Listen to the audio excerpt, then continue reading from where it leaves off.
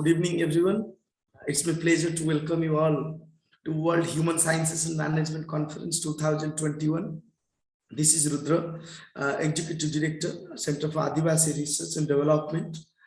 We are proud to announce that this conference is conducted along with Indian Institute of Management, Sambalpur, Central University of Odisha, Koraput, and Ravenshaw University, Cuttack. I welcome our speaker for today. It's one of the very fascinating economists of the world, Professor Kishore Kulkarni, and participants across the globe through Facebook Live and YouTube Live. The broader theme of this conference is agnotological context, disciplinary practices of social sciences and policy trends. On behalf of Center for Adivasi Research and Development, I extend my profound gratitude to Professor Dr. Sanjay Kumar Nayak, Honorable Vice Chancellor, Ravenshaw University, and Professor Mahadev Joyswal, respected Director, Indian Institute of Management, and Professor Sarath Kumar Palita, Vice Chancellor, Central University of Odisha. The convener of this largest virtual conference are eminent Indian historian, Professor Chandi Prasad Nanda, and eminent policy activist, writer, and philanthropist, Mr. Charudat Panigrahi.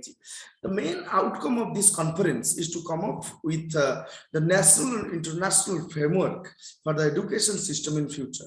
The crux of this conference will be the use of digital technologies such as artificial intelligence, augmented reality, and virtual reality that is being increasingly adopted after the outbreak of COVID. We hope this conference would help students, faculties, researchers, and all to expand the mental horizon and help the education system to adopt the best in future. Ladies and gentlemen, the Center for Adivasi Research and Development is a leading research-oriented institution promoting ethnographic, empirical, and evidence-based research for engaging and addressing the challenges that 21st century globe is facing today.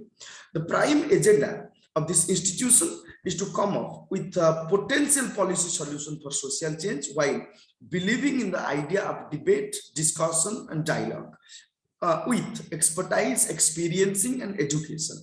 The institution focuses on marginalized communities and work for their livelihood to protect the nature, culture, language, and identity in particular. The age of modernity has witnessed that change is the only constant phenomenon for societal purpose to enhance knowledge.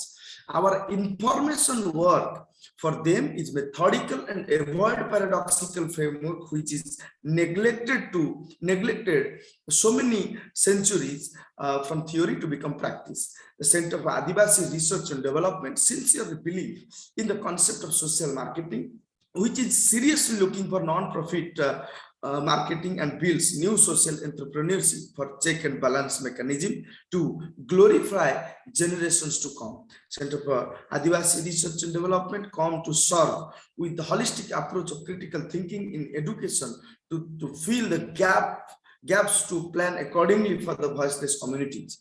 Ladies and gentlemen, we have with us today one of the very important human being economist of 21st century, Professor Kishore G. Kulkarni. Professor Kulkarni is a distinguished professor in the Department of Economics at Metropolitan State University, Denver. He has been teaching at MSU Denver since 1989. Professor Kulkarni has also taught as an affiliate professor at the University of Colorado and Corbell School of International Studies at the University of Denver, Colorado State University, and Colorado School of Mines. Professor Kulkarni has received numerous awards over the years, including the Distinguished Service Award in 2004 and Extraordinary Service Award handed by the University President in 2010 from MSU Denver in 2012. Kulkarni was recognized as the first distinguished professor in the College of Business at the Dean at MSU Denver.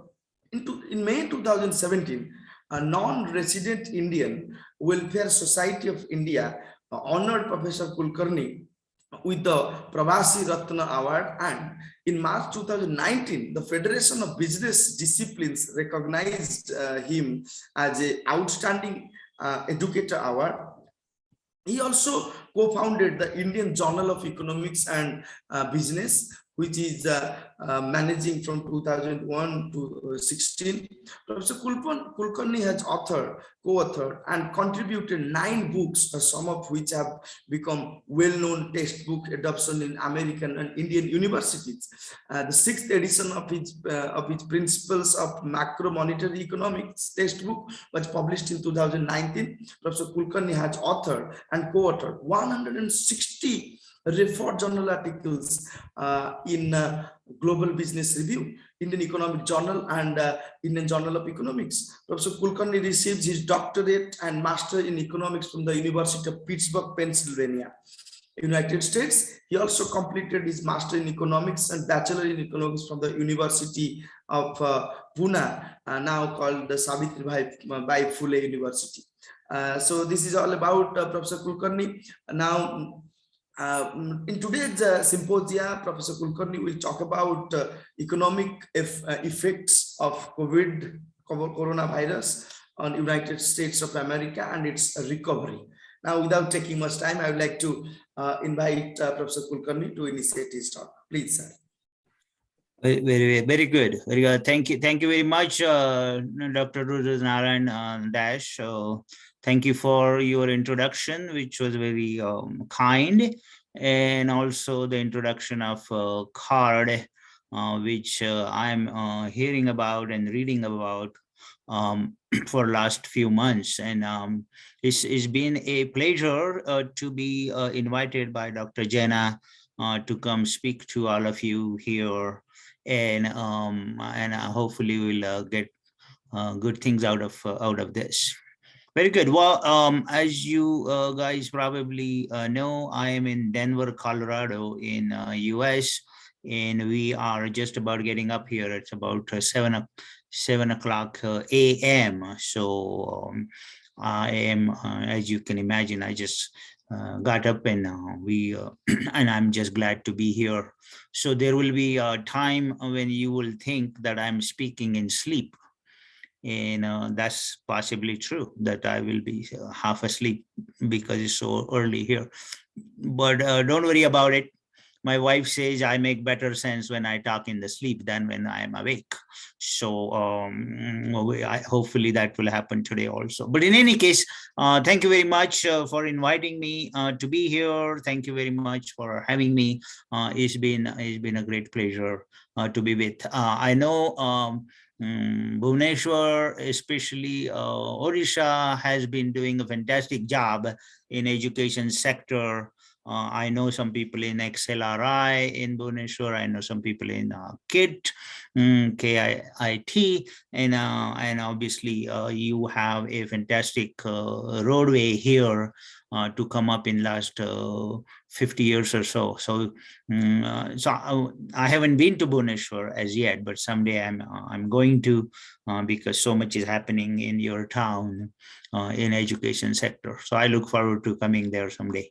But with that, let me get started. Let's talk about the economic effects of COVID in last 2 years or so. Economic effects.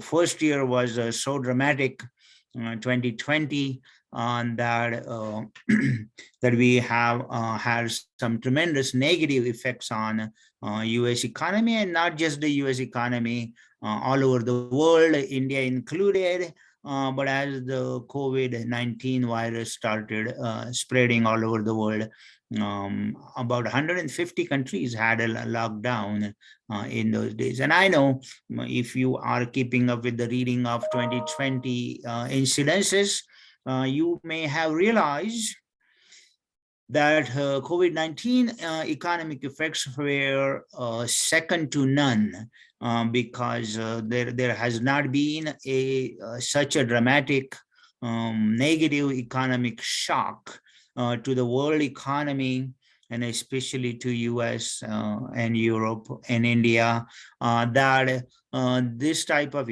negative economic shock has never happened. In fact, there is no living person who would probably tell you, oh, this happened 40 years ago, 30 years ago, or anything like that, because it just didn't happen. If you look at the economic effects in March of 2020, when the virus started spreading and it became so devastating that people started dying pretty fast, the lockdown was essential and was implemented. And a lockdown means clearly nobody goes out of the house and nobody works. And if nobody works, nobody produces. And if nobody produces, GDP goes down.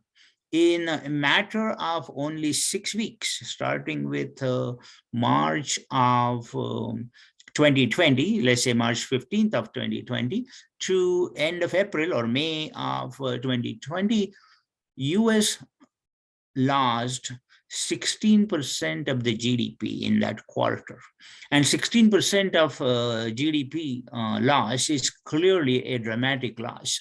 And when that type of GDP is going down, most of the production that was closed was all labor intensive production, as economists will probably point out to you. And because the labor was not allowed to get out of the house, the labor intensive production went down, and that had a severe effect on employment of labor and therefore unemployment of labor. And the unemployment in that month reached to 25% in May of 2020. The US unemployment, which was measuring April numbers, obviously, but that increased to 25%. And some of you will probably point out to you, well, exactly 24.5% unemployment in US was in fact experienced in Great Depression era in 1933. US did have unemployment of 25%, and that is the right figure. But then the difference in Great Depression and now was that in Great Depression, it took about 4 years to reach to 25%. Great Depression in the US started in 1929, and in 1929, it was only 5% unemployment. But that reached to 10, 15, 17, and 24 in 1933. So the lowest point of the Great Depression, what you can call in other terms ebb, the ebb of the business cycle and the Great Depression in 1933 was actually experiencing 25% unemployment. But that took 4 years to get there. 25% unemployment in May of 2020 was happening in less than 6 weeks. And therefore, this was really a falling off the cliff of the economy. The economy actually went down very, very quickly. And that did have some negative, but some dramatic economic effects. And the first effect, obviously, with so much unemployment in there, GDP went down and almost everything was shut down. And clearly, we were in a very worrisome society. The future was unknown. In May of 2020, nobody knew how things are going to pan out in the future. And that's why there was tremendous uncertainty about the future. And that uncertainty led to even more guesses, pessimistic attitudes, and less planning. And therefore, we had a pretty bad situation. And the situation was so not even economists couldn't guess what was happening. Well, if uncertainty is of that level, the stock market obviously collapses, and it did. It shrunk by 25% in a matter of 2 months, and that decline in stock market of US had billions of dollars of not only the wealth of individuals, but also the wealth of the businesses entrepreneurs, all those productive entities, and they obviously ran out of money. Things were so grim that even the policymakers didn't know what to do. And the way to respond to this economic pessimism was to have a very substantially increased government expenditure, and the US government did not stop doing that. US government led in those days by President Trump, with the advice of the policymakers, who obviously nobody could forecast the future, but then they could respond in a way which would bring the economy back at least a little bit. And therefore, the US government, the Congress, and the president decided to increase the government expenditure and carry out an expansionary fiscal policy. And by expansionary fiscal policy, economists make a reduction in taxes, increase in government expenditure, and that government expenditure increase in May and June of 2020 was again unprecedented. Never has there been a expansionary fiscal policy of that tune. In fact, one of my brilliant students and we just recently wrote a paper that this attitude of the US government has really come to fore after financial crisis, after 2008, after Obama administration. The US government does not hesitate increasing the government expenditure whenever there is a economic crisis. So we handled the crisis of 2008 to 2012 about the same way. And therefore, this year also in 2020, also the president and the Congress thought that an increase in government expenditure would probably solve this crisis. So increase in government expenditure of 2020, starting with the second quarter, was to the tune of roughly $4.5 trillion. And trillion is a very big number. Trillion is 1,000 billion, and 1,000 billion and 1 billion is 10 crores in Indian measurements. So 10 crores is 1 billion, 1,000 billion is a trillion, and roughly 4.5 to $5 trillion additional government expenditure was done. So that was 50,000 crores dollars. So multiply that by 75 to get a figure in Indian rupees. Clearly, that was a very huge government expenditure. And that increase in government expenditure was obviously done by a very liberal wage. Businesses were given free loans, not to worry too much about their interest rate. Unemployed people were given cash in their bank accounts.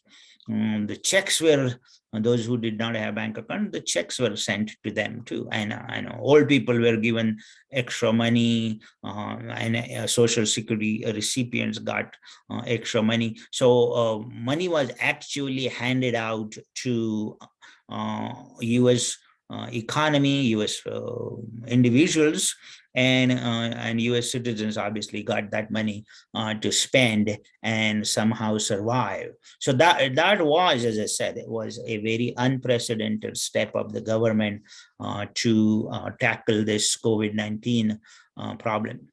And in 2020, while we had this increase in government expenditure, there was also a similar response by the monetary policy. And if you keep monetary policy and fiscal policy separate, then monetary policy, which controls the money supply and interest rates, in the US, it is carried out by Federal Reserve System. And the Federal Reserve decided to increase the money supply by a very large number, about 20% in 2020 also. And that increase in money supply was created by lowering the interest rate. And the interest rate was lowered to a tune of 0.25%. And this is the interest rate I'm talking about, which is called a discount rate. So discount rate is the interest rate charged by Federal Reserve banks for their loans to the commercial banks or the financial institutions. So financial institutions were given at least an indication that if they wanted a loans, they could get it with a 0.25% interest rate.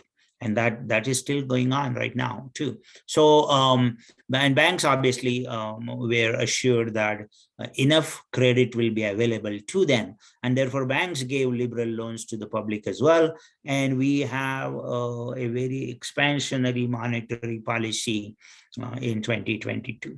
So joined with a expansionary fiscal policy, with an expansionary monetary policy, we got a tremendous increase in total demand, popularly called aggregate demand of the economy. And that was basically done by the government and the policymakers.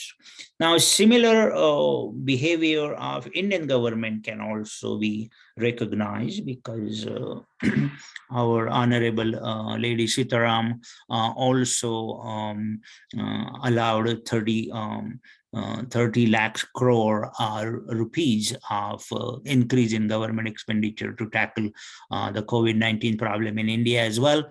We also had a tremendous loan policy given to the public, and we were giving free loans, free food, wherever some government. It depends on which state government you are talking about, and how bad the COVID effect was in that state. Indian states also did about the same thing as the American fiscal and monetary policy did in the crisis of 2020. Not to that extent. Yeah, US policies were probably the most expansionary anywhere in the world in terms of absolute sheer numbers of the dollars spent. And let's not forget, these sheer numbers of the dollars spent were higher in US economy with a population of only 1/3 of one-third of India.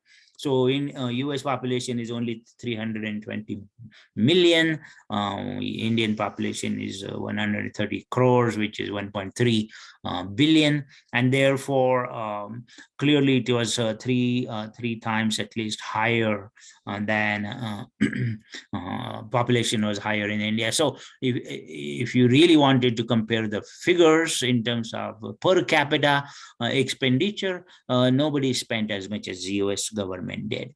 But then the year 2020 was a year of not only a great response by the government, but also a great response by the scientists. And actually the science and the pharmaceuticals and the doctors and the chemical engineers and the chemistry folks and almost everybody who puts research in finding the vaccine, they obviously got to work. And I know in May of 2020, because the economy was in such a big shamble, I was invited to talk on the radio and TV and all the time. And in May, most of my interviews had a same argument. I said that because I firmly believe that our scientists will come out with the vaccine, we should get over this problem in a short term rather than in a long term. And I think my argument worked out okay. In fact, I was expecting vaccines to come in much less time than they did. They took about 8 months to really get to the people.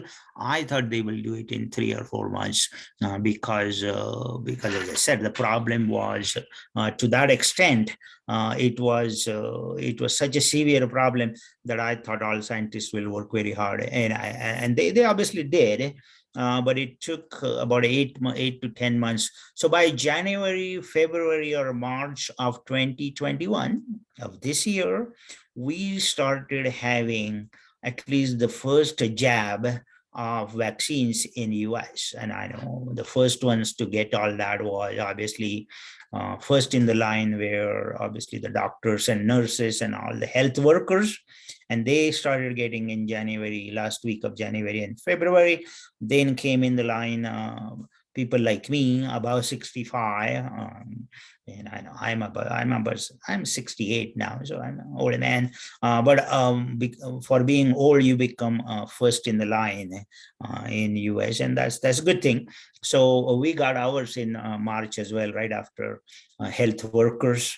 We got ours in March, and then April, May, June, it started rolling very fast, and whoever wanted the vaccine, they got it. So by May or June of this year, the vaccine was so widespread. All the 2, 3, 4 companies that were rolling out millions of doses of those vaccine, and India was not too far behind in that race of giving vaccine. Covaxin and whatever other vaccines Indians produced, they also became quite effective. And we by summer of 2021, things started getting much better, and started getting much better in terms of the COVID spread, the vaccine becoming effective. There was a treatment known, and the death rate started coming down. And as these positive changes were happening, the economy started opening up pretty nicely too. And in case of US, by summer of 2021, the economy opened up very nicely. People started driving outside. They started wearing masks, of course. And by this summer of 2021, the COVID effects were minimized, if not they diminished, if they did not disappear. Obviously, they did not disappear, and they still have not disappeared. But the COVID effects started getting smaller and smaller by summer.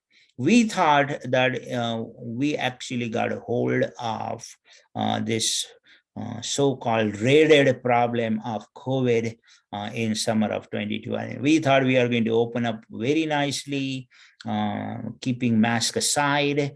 We will start doing everything outside, and the US economy did start doing everything outside. People started driving cars, buying houses, and getting the jobs, and a lot of interesting things started happening when this opening up began. Now, mind well, just like there was a falling of the cliff in March, April, and May of 2020, the recovery was substantial in summer of 2021 too. And this recovery was substantial, very quick, and surprising. And it was another positive shock to a lot of things.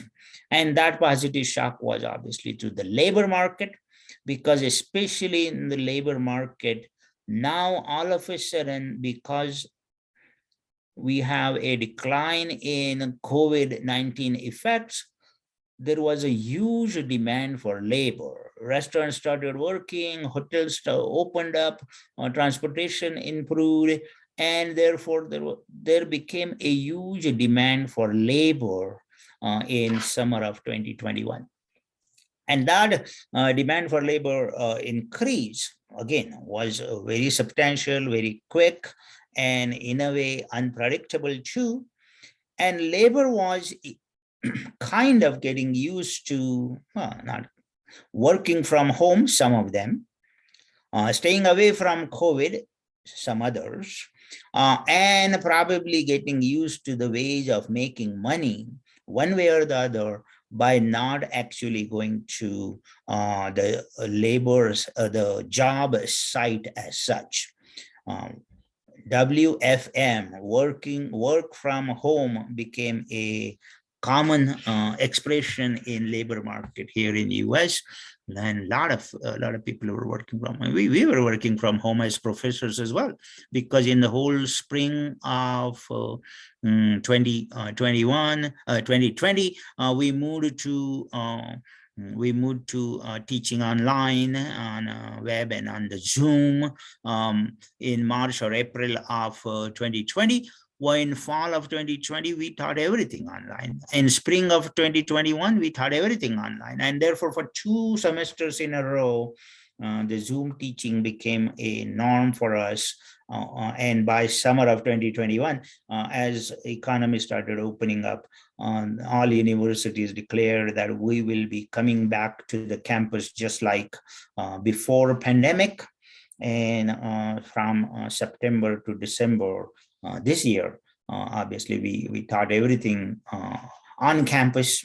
Not everything on campus. There were some online classes as well, but on campus teaching started becoming a business back to normal.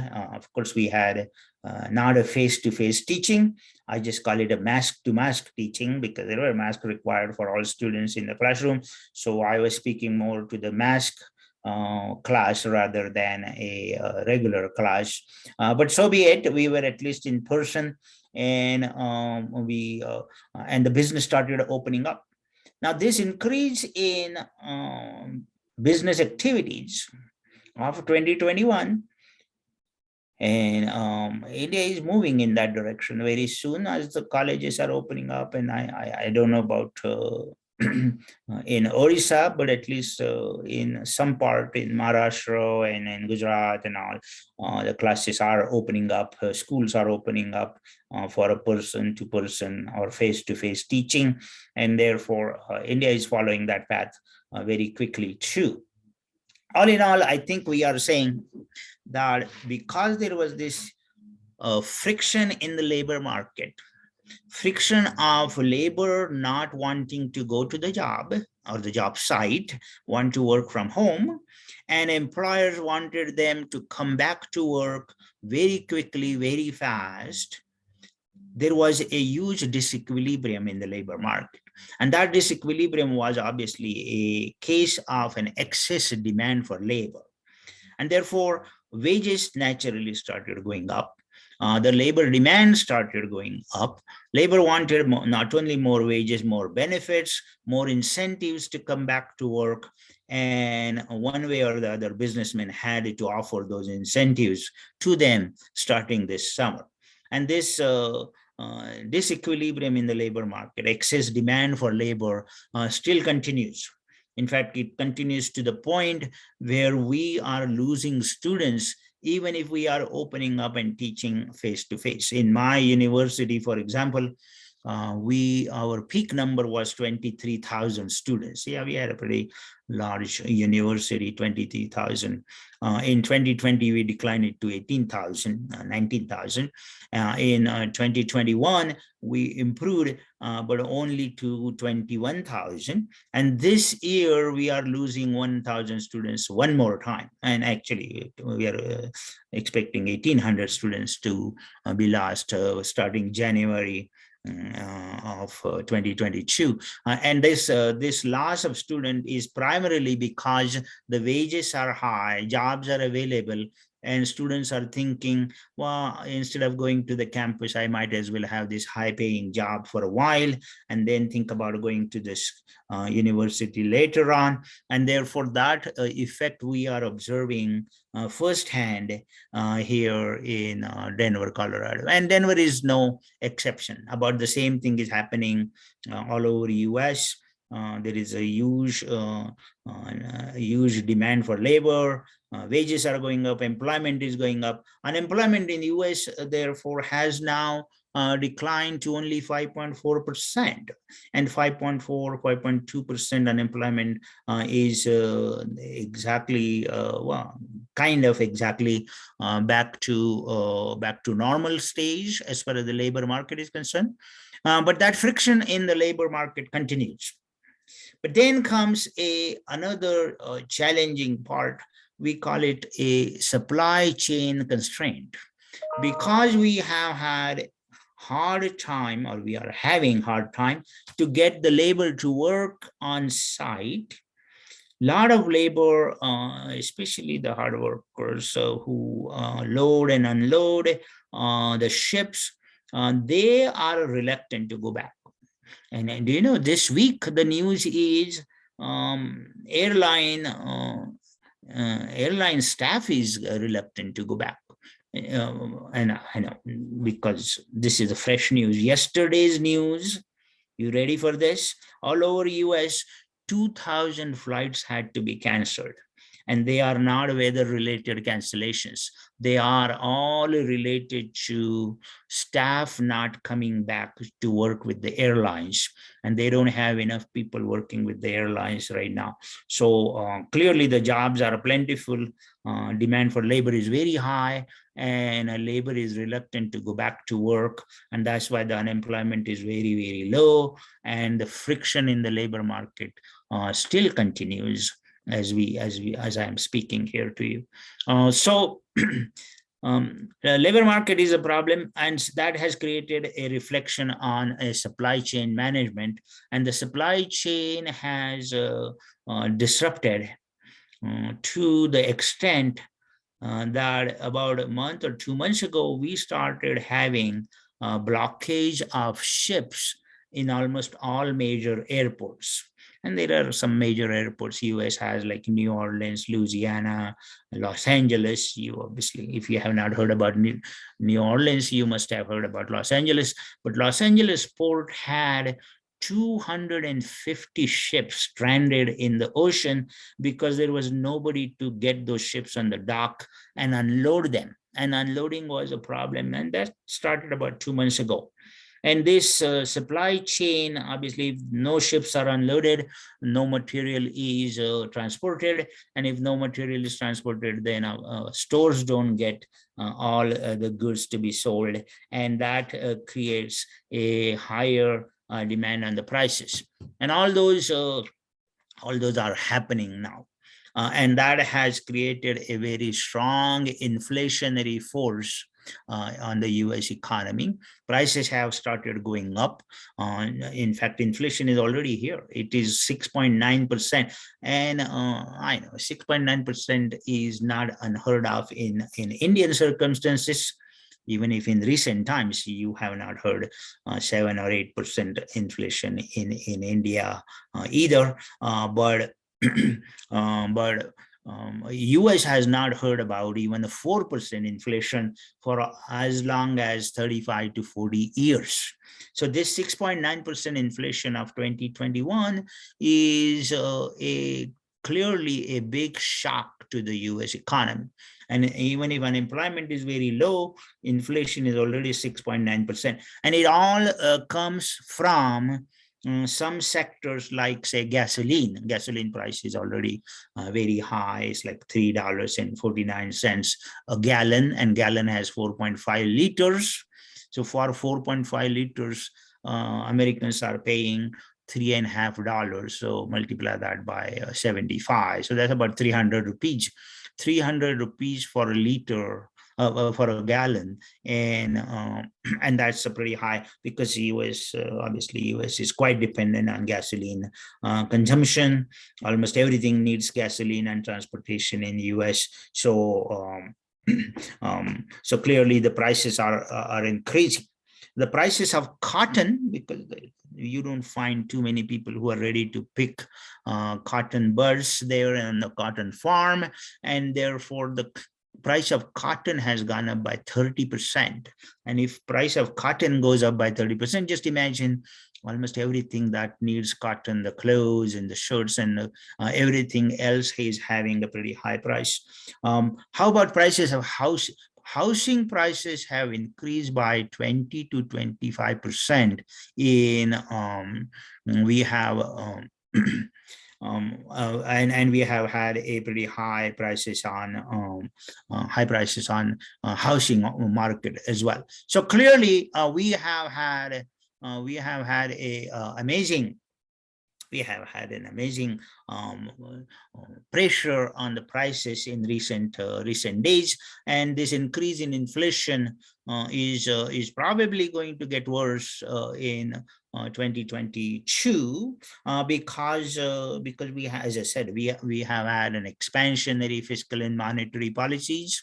We have had a supply chain problems. We have labor market disequilibrium, and because of all these things, prices have already started going up in case of US. Now, I know that is the present situation, that the inflation is getting pretty high, and present situation is that there is still some uncertainty, because now we have these new variants of COVID-19, namely Delta is still around, and Omicron as the new variant of last month or so, that has been around too, and it is spreading pretty badly all over US. And some university, in fact, have actually have gone back to teaching on Zoom, but 20 universities in US have already announced that they will go back to Zoom from January onwards. So things are still pretty uncertain about future. And uncertainty is, as I said before, uncertainty is something which markets do not like, businesses do not like, because they cannot really plan their business investment for the future. And that does create some problem for the economy.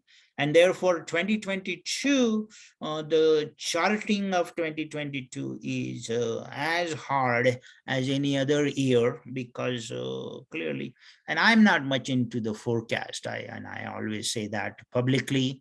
I always say that on TV, and they don't really like me saying that. That I just tell them I'm not a forecaster. I don't really like forecast because forecasting depends upon so much about the future events. Future events decide what the future is lined up for us. And yeah, just imagine if you were making forecast in January and February of 2020, where the US economy was growing by 3.4%, unemployment was 3.6%. How about that? And you would have probably said, oh, 2021 looks like a fantastic year for economic growth in the US. And then all your forecasts would have gone down the drain, out the window, because what happened in March of 2020 clearly just destroyed all forecast there. So forecast can be destroyed by future events, but looks like from the present situation, it looks like we are going to have some challenges for 2021 as well. And therefore, we better be ready for those challenges for 2022. Also, the normalcy is creeping in, but normalcy is clearly not here 100% as yet.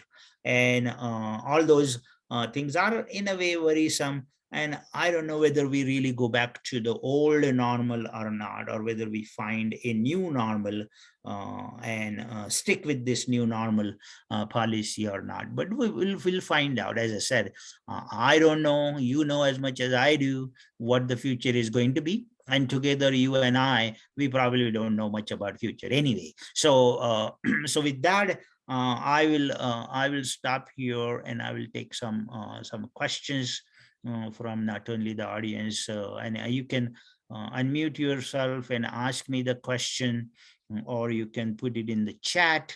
And looks like in the chat, I already have gotten some questions or discussion points there. So let me look at that. And with that, I will stop here and let my friend Dr. Dash come back here, and we'll talk some more. All right, Dr. Dash, now it is in your court, as they say.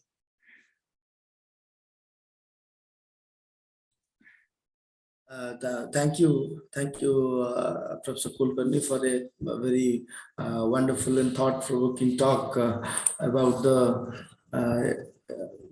context. Now, I would like to invite Dr. Vikram Kesari Jena for carry forward the session with some question and answer.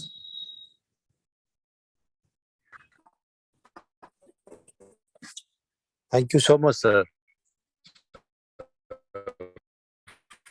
for joining with us and sharing your Dr. thoughts, Jena, your views, voice is insightful breaking. deliberation related to Please. yours.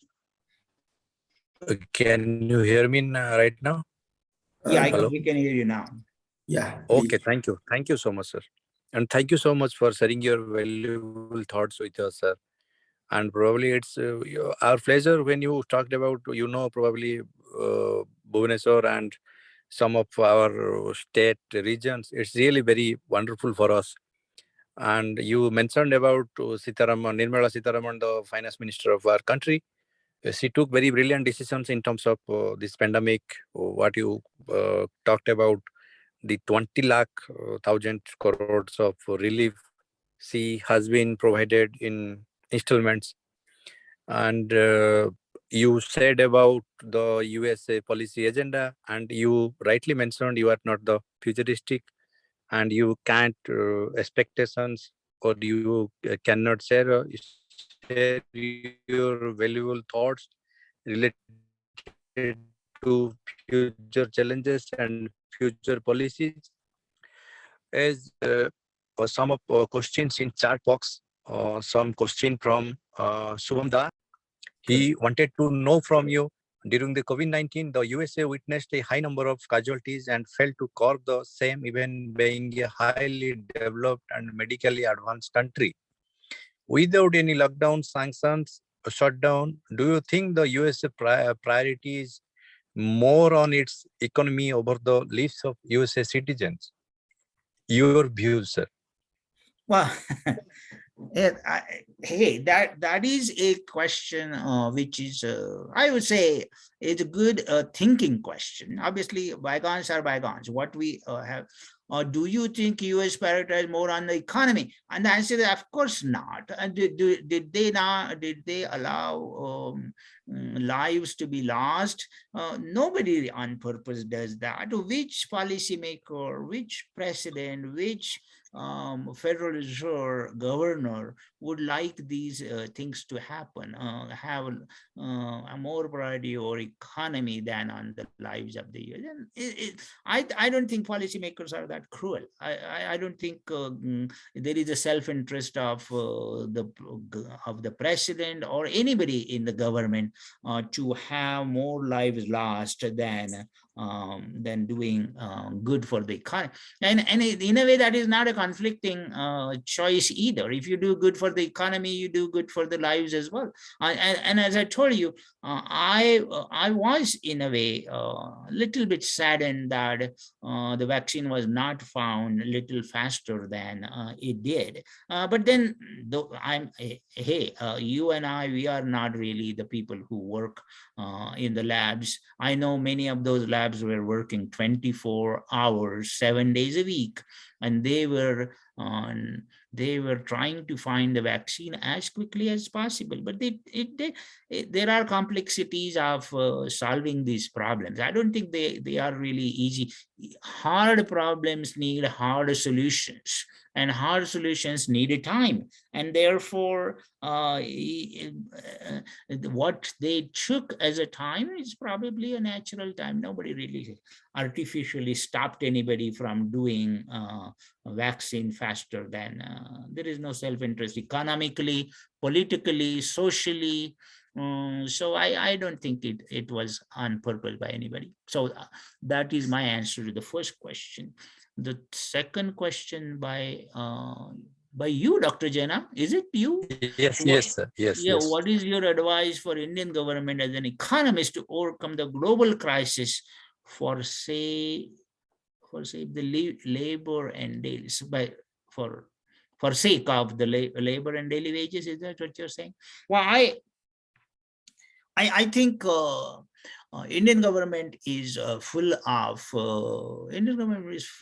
very knowledgeable, very brilliant. Actually, we Indians do produce brilliant minds, and I think there are several brilliant minds in Indian government. In fact, is a problem of too many rather than too few, and and that's why there are big thinkers there in Indian government what to do.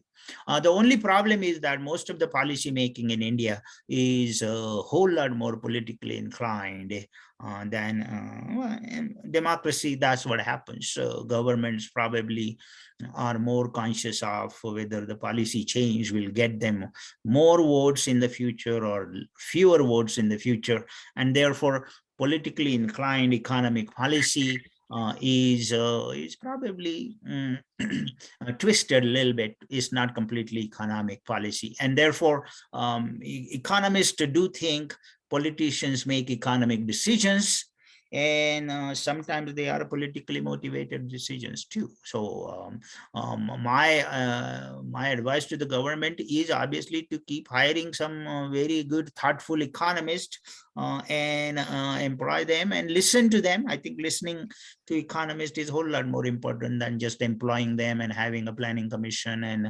or not, or NITI or any other organization for that matter. So economic advice given by many of the economists. I think we have several economists in Delhi, and as I said, Odisha has two now.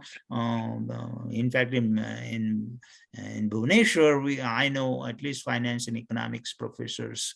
My very good friend Pradhan is in XLRI for 25-30 years now, and we we have some brilliant minds there in Bhubaneswar as well. So India is full of brilliant minds, and I'm not really at all saying that they would need an advice from somebody like me in the US. And I have been in the US for 45 long years. Fortunately or unfortunately, I left India in 1976 as a young, energetic guy who wanted to do PhD in economics. And as soon as I finished PhD, my love for teaching was so great that I started teaching classes even before I got my PhD in Pittsburgh. And my classes became so popular that I just knew that I wanted to spend rest of my life teaching. So that's what I did. And now that I'm at 68, I've been teaching for almost 42, 43 years now. And that has given me a lot of pleasure and all those things. So I just ended up staying here in the US for all these years. So probably Indian government doesn't need me to talk to them. Nonetheless, I know this audience probably will like to hear it because India is my love, and I spend so much time on Indian studies. Out of my 170 journal articles, roughly 100 articles are on Indian economy and Indian economic cases. So clearly my research is very much on India, and webinars like these I offer almost 2 or 3 a month now because I get invitations all over. I just spoke to University of Sikkim 2 months ago, and Pune, Mumbai all the time. So I speak, I spend a lot of time about India. In India, I come for 25 years, last 25 years, I must have come on a lecture tours of India at least 15 times. And in those lecture tours, I go about 6 or 7 or 8 universities in India, and I give them lectures. My journal is on India too. So I do a lot of India related activities. And for all those activities that I have done, and you will be happy to know, Dr. Jana, is that this year they have nominated me for Padma Shri Award. Oh So my I'm, God, yeah, fantastic. Padma Shri, I'm a Padma Shri nominee this year. So we'll find out on January 26 what happens. But in any case, to answer your question, I think Indian government needs to listen to economists. There are a bunch of economists who know a whole lot better than I do. All right. The question about role of media in entire globe is in questioning as the information spread the COVID crisis information all around. I think the role of media has not been that bad. It is not unsatisfactory from where I sit. I think media did a good job in terms of spreading it. Well, media are as confused as people who feed the media. And almost everybody was confused in 2020 because I remember I told you that future was unknown not only to the policymakers, but also to the thinkers and the forecasters, because nobody knew nobody knew what is going to happen in the future. And that's why media was as confused as anybody else. And I don't think we want to blame them. When the media are free, and in the US it is, media are very free, and in India, media are very free too. They can hide their camera wherever the heck they want to. And I think that's a good thing. The truth, in order to bring the truth out, it is a good thing that it is a good thing that media are free. So free media obviously do a good job, and I think they did as good a job as they can. Very good. The next question is about China and US. There are certain forecasts that China will overtake the US to become world's largest economy by 2028, 5 years earlier than previously. This change has been attributed to China's skillful management of COVID-19. All right, well, let me address to that. I think China has come close to GDP level of US. I agree with it. US produces roughly $23 trillion worth of GDP. China is 21, 22 this year after COVID. So China is knocking on the door, as they say, as far as the numbers are concerned. Well, I also want to point out to you that the whole world GDP is 97 to $100 trillion. And US produces 23 trillion, China produces 22. So can you believe that two countries alone, China and US, produce 45 to 46% of the world GDP? These clearly are the largest giants in the world to produce. Will China take over USA? Looks like, looking at the trend from last 10, 15, 20 years, China is picking up the gap very quickly, and they are obviously into manufacturing, and they have excellent marketing policies, and their in general, the governmental policies and selling of the goods all over the world. That policy has been extremely aggressive and very good. And you are seeing the fruits of that.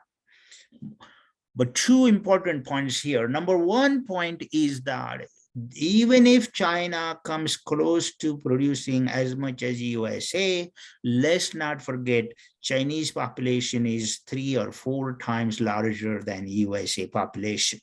USA produces all this GDP to feed 1/3 or 1/4 of Chinese population. So per capita income of China is only 1/4 of USA per capita income, and per capita income in US is about 60,000 and about 15, 20,000 in China. So well, maybe there is a third point, and third point is that we don't really believe everything that China tells us.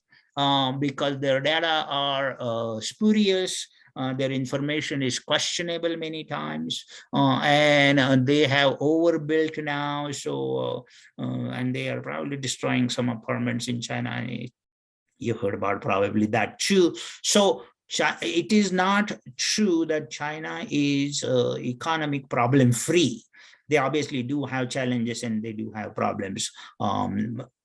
But because of their labor policies are such that they do employ more and they produce more, and therefore they are obviously catching up with US. US is slowing down in terms of the gap with the rest of the world, not just China.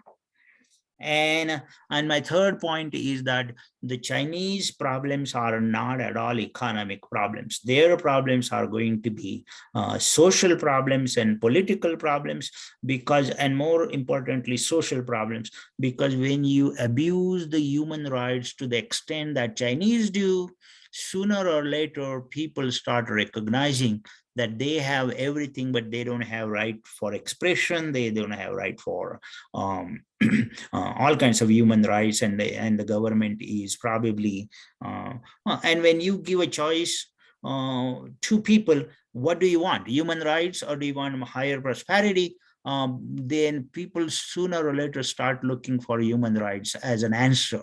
There are two classic examples of that. Number one is Iran, and the whole Iranian crisis of late 1970s was partly because Shah of Iran allowed westernization, more knowledge, more education, higher foreign direct investment, and all that awareness of the Iranian population probably made them realize that they can probably do something different, and they did do different whatever they wanted to. And I think, and our example of Indira Gandhi's emergency rule clearly shows that even in India, people prefer human rights and the right to have children rather than a government appointed policy of not having more than 3 children. And let's not forget, China has been having one child policy for such a long time that sooner or later the general Chinese population is going to start questioning those human rights. And that is, I see as a major problem for China in the future. Very good. Well, that is probably already China took from USA. Yeah, but the media is doing propaganda inside of the global affairs presence. Sham.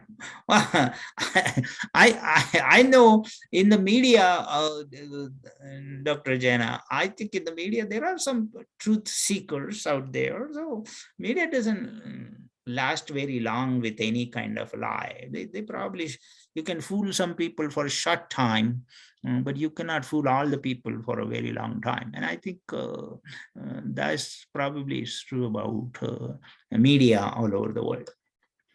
All right, well, I'm ready for another question if you have any. Shubham, please ask question to Professor Kulkarni, because he is a fantastic economic mind of our times. Please ask. And San Kashyap, you can also ask a few questions to Sir. Sir is ever ready, and he is energetic and very young and very professional to give your answer. And thank you so much, sir. You're informed about you are nominated for Padma Shri, and my advance wishes to you. You must get this probably in 22. We'll find out. My work is out there, so it doesn't really disappoint me. Anything. I got enough awards already now.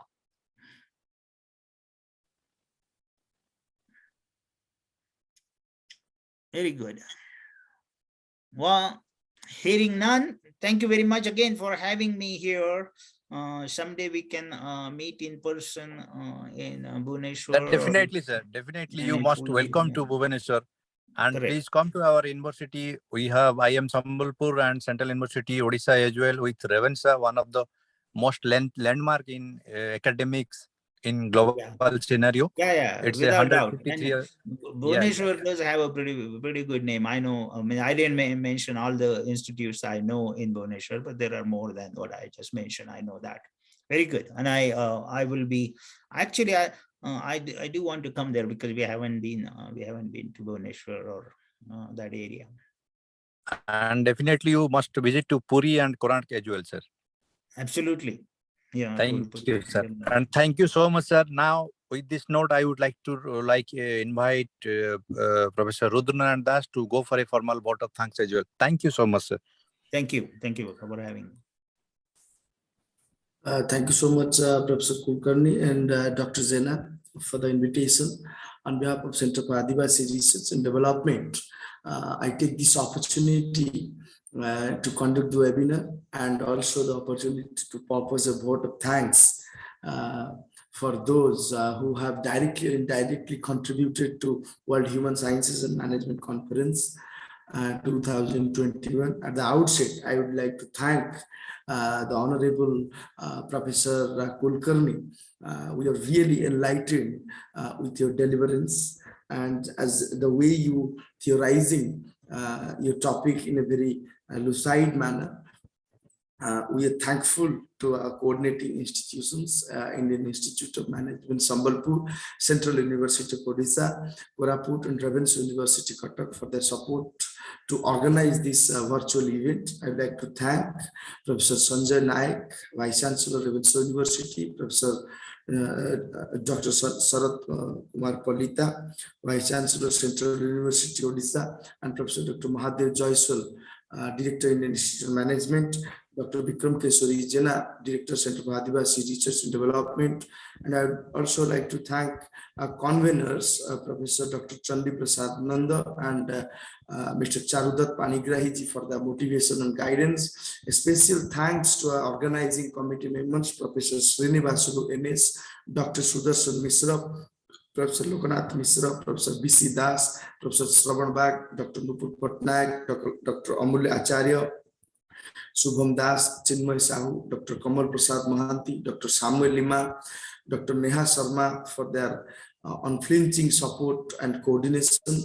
Our heartfelt thanks to all the academicians, research scholars, and students for their active participations with these warm words and kind message. Thank you all. We have to be conclude this session with this note. Thank you, Professor Kulkarni, for joining us far from United States, and thank you. Bye bye. Bye, sir. Namaste. Bye-bye. Very good. Thank you.